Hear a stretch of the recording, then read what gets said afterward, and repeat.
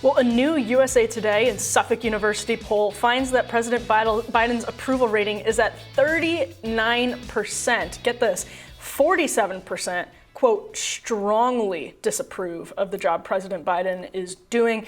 Ryan, what do you make of these numbers? You actually joked before we got started. Is that an improvement? Right, 39 might be up. I don't know. I mean, 39 though. He's in the tank in a midterm year.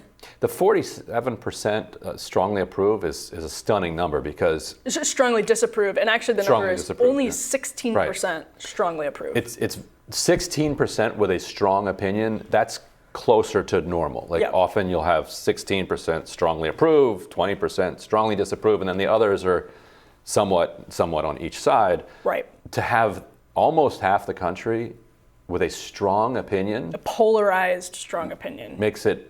Although I don't know how polarized it is, because I bet there's a good chunk of Democrats in there. We're still going to vote for Democratic candidates in the House if they vote, and would still vote for Biden if he ran again, and because they strongly disapprove of whoever his opponent is, even more than they strongly disapprove of him, which is such a brutal system for voters to say that your choice is between someone you strongly disapprove of and someone you even more strongly disapprove of. Yeah, and I meant it in the sense that they're at that far pole of being strongly disappointed. I think you're totally right to pull that number out, because like you said, 16% is way more normal for those. I guess they're usually on the far ends of the spectrum, numbers like that. But more than 7 in 10, so 71% say the U.S. is on the wrong track. Only 16%, there's that 60% again, say the country is headed in the right direction. To your point, even most Democrats say the country is on the wrong track, 46 to 34%. And 3 of 4 independents and nearly every Republican agrees with that sentiment. The country is on the wrong track. My question for you is, there are a couple of big pieces of legislation pending in Congress right now. There's the antitrust bill, and more importantly, the negotiations over the gun bill. Does any of that in a midterm year help bring the rising tide that lifts all boats of the presidential approval number? Does that do anything to Joe Biden's approval, or is it really all, do you think, wrapped up in inflation at this point? Well, there's also the Build Back Better light. That's right. That's still being kicked around in the background. Yep. So if Democrats did deliver on antitrust, push through this gun legislation, both of those are bipartisan things, and then they come in at the end with $500-600 billion version of Build Back Better that reduces drug prices. That's still a lot, by the way. And to your point, Bernie Sanders dragged that standard for what would be acceptable way up. Way up. And I think what that would do, it wouldn't necessarily make people feel better immediately. And also, this comes in the context of a stock market wipeout. So I think some of that is playing into these numbers. People are answering these questions while they're watching their 401ks disappear. But I think if you did deliver on some actual legislative agenda items, what it would do is it would give people a reason then to say, you know what, I am going to vote in these midterms. I am going to phone bank. Fine.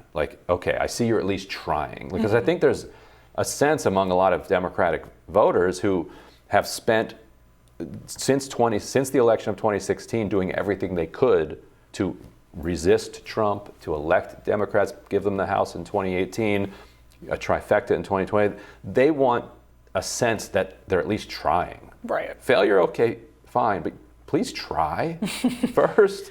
And so just being told Manchin and Sinema, what can we do, I think is extremely demoralizing. And so if they actually get some things accomplished, then I think you could see people say, okay, let's do this. And it also in this poll, fascinating number, asked who they would support in the midterms. It was 40% for Democrats, 40% for Republicans.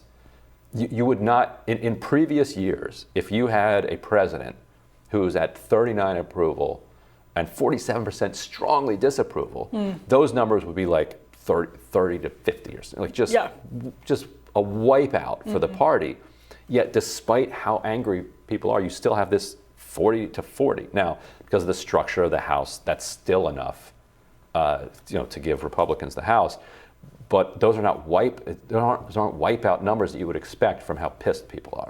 So speaking of how pissed people are, and speaking of how this would affect things right now, Jeff Stein tweeted that White House officials are exploring sending Americans rebate cards to offset gas costs, and they ran into another problem. The chips shortage, which meant the US couldn't physically produce enough cards to make the plan work, even if lawmakers tried to do it, per Stein's sources. It's too sad to laugh at, honestly. It's this vicious cycle of incompetence on the part of our government. Even when they want to do something, they have tied their own hands with the levels of incompetence such that they can't even do what they want to do. This is the chip shortage before China moves on Taiwan. Yeah. Where all the chips are made. And then, but also, like, why does everything got to be so complicated? Why does everything have to be on a card? We have like 100+ million people have direct deposit already, or some massive number of people have direct deposit with the IRS already because of their card. Just do it there, or send people a check. Like, we have paper still. Well, we also just have the infrastructure from having done all of this. But I guess they wanted to make it specifically that you can only spend it at a gas station or something. Yeah. Why? Like, why has it got to be so complicated? Just put so that people don't waste the money. Just put gas in the memo. Right there, gasoline. Gasoline. Yeah. Put it in the memo. Government gasoline. Yeah. And if you spend it on something different, go ahead, spend it on something different. That's not your money to make that decision. Sure it is. I mean, as a member of a democratic society, if that's what we decide to do. Right. Although if we're deciding that we should offset gas prices in particular, then we should. Although everybody is suffering from gas prices, even if you don't have a car. Absolutely. Because the price of fuel and energy is filtering through the entire economy. Absolutely. So in some ways, be like, well, I'm still paying extra, even though I don't have to fill up a car. Like, well, and this, again, speaking of vicious cycles, the question becomes with Build Back Better Light and with gas rebates, are we not making inflation worse? Is there not a serious chance that we're we're giving short-term relief and creating an even worse longer-term problem? Certainly that's a risk. Yeah. Biden might just be better off just like threatening to throw the oil executives in jail. Just do that. Like, look, there's a glut of oil out there right now. Lower your prices or you're going to jail. You could try that. How about that? Oh my gosh. I think Emily agrees. Yeah. I mean, I'm all for jailing crony capitalists who deserve to be jailed. There we go. This is the Father's Day message from Rising Fridays. Lock them up. Yeah. Lock them up. Or just say, look, we're going to investigate you. If we find that there was price fixing that exploited this moment, then we're going to lock you up. We'll give you a fair trial first. Mm-hmm. I'd love to see a CEO in front of any jury right now. It's an Exxon CEO or any oil company CEO going before a jury that's spending $6 a gallon to drive to the jury pool. Maybe like, when can we rule on this? Maybe you should have to go in front of a jury to testify as to why you deserve subsidies, federal subsidies in the future. That we can agree on. Yeah, I hope it'd be better than the more watched maybe even than Johnny Depp and Amber Heard. No way. I do like the way you said, we'll give you a fair trial. First. A fair trial.